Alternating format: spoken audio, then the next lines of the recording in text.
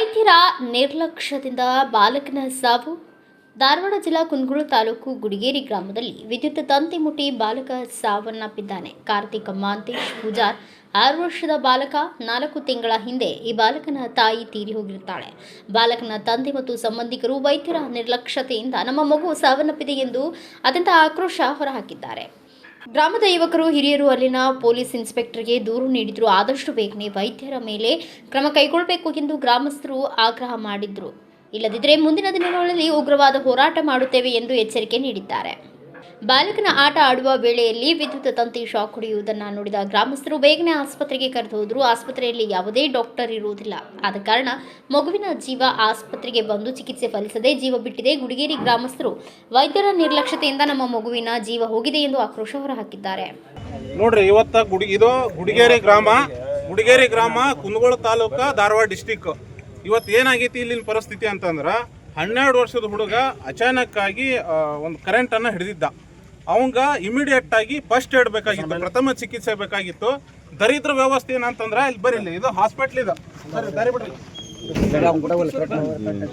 Hospital 24x7 ಹೆರಿಗೆ ಸೌಲಭ್ಯ ಅಂತ ಹಾಕ್ತಾರ. ಪ್ರಾಥಮಿಕ ಆರೋಗ್ಯ ಕೇಂದ್ರ ಗುಡಿಗೇರಿ ಅಂತ. ಇಲ್ಲಿ ಫಸ್ಟ್ ಏಡ್ ಸಿಗದೆ ಇದ್ದಿದ್ದಕ್ಕ ಆ ಹುಡುಗ ಇವತ್ತ ಸತ್ತ. ಯಾರು ಕೇಳೋರು, ಇದಕ್ಕೆ ಯಾರು ಹೊಣೆ ಇದಕ್ಕೆ?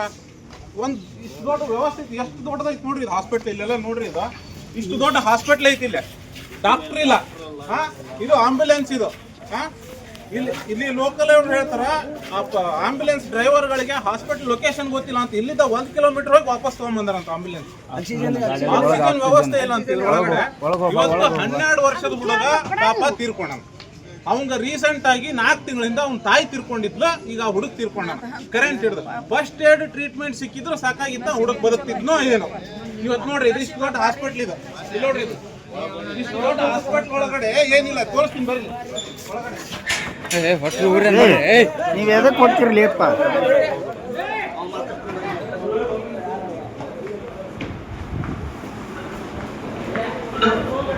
ಖಾಲಿ ಹಾಸ್ಪಿಟ್ಲ್ ಇದು.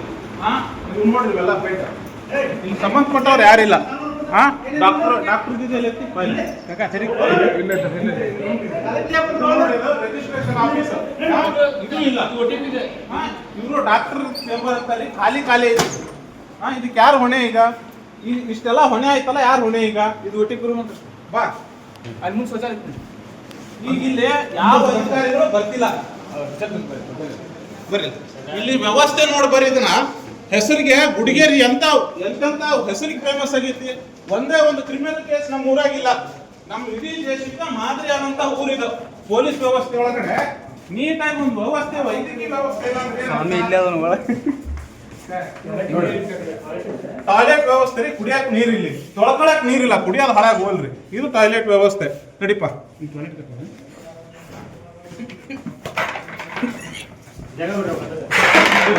ಸಾಕು. ಈಗ ಇಮಿಡಿಯೇಟ್ ಆಗಿ ಒಂದು ಹುಡುಗನ ಜೀವ ಹೋಗೈತಿ. ಇದು ಮುಂದ ಹಿಂಗ ಆಗ್ಬಾರ್ದು. ಇಮಿಡಿಯೇಟ್ ಆಗಿ DC ಅವ್ರು ಹೋಗ್ಬೇಕು, DH ಅವರು ಲೊಕೇಶನ್ ಬಂದು ಅದೇನು ಅಂತ ನಮ್ಗೆ ಖುದ್ದಾಗಿ ತೀರ್ಮಾನ ಮಾಡ್ಬೇಕು. ಅಲ್ಲಿ ತನಕ ನಾವು ಸ್ಟ್ರೈಕ್ ಮಾಡ್ತೀವಿ. ಸುಮಾರು ಬೇಡ.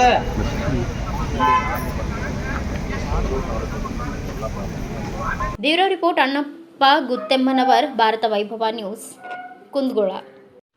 Thanks for watching. Read, discuss and debate with editor Dr. Yan Prashant Rao. Wanted reporters in print, digital and visual media for Bharat Vaibhav Daily Newspaper, BV News 5 Channel and BV Fast Web News from all the talukas of Karnataka, Goa and Maharashtra. If interested, send your resume to 9019229369.